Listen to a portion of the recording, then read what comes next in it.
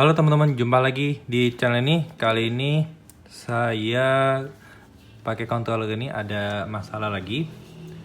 Sekarang lampunya tiba-tiba keluar kayak gini, 2 biji doang kedap-kedip.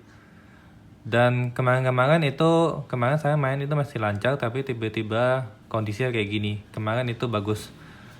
Dan sekarang saya lagi di PC juga nih. Saya coba ini ya, kita langsung cobain.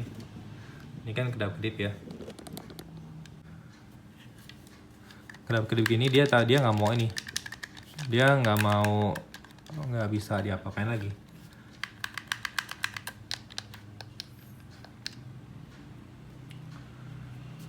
Nggak bisa, dia nggak mau ini ya.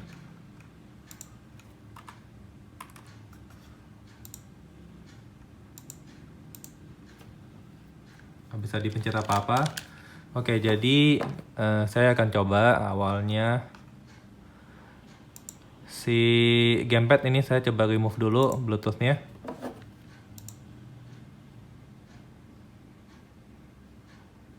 Oke. Terus saya coba pencet lagi ini X sama home button.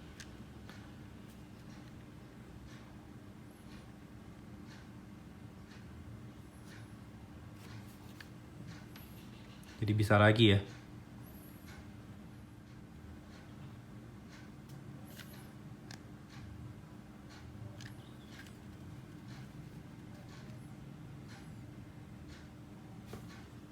Oke, nih keyboard ya. Kalau nggak salah keyboard deh. Saya coba tes dulu, bisa nggak?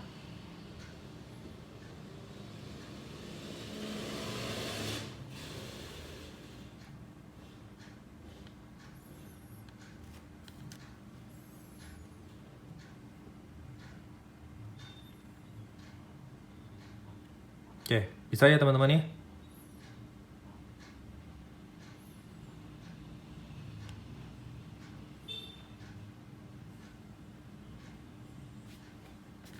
Connected, terus saya coba masuk ke sini. Oke, udah bisa ya teman-teman. Jadi gitu caranya ya untuk mengatasi lampu Bluetooth ya yang kedap-kedip tapi dia itu nggak bekerja dengan normal.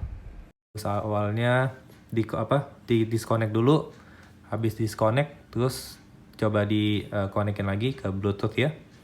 Dan sekarang udah bisa. Ini sekarang udah bisa dipencet lagi.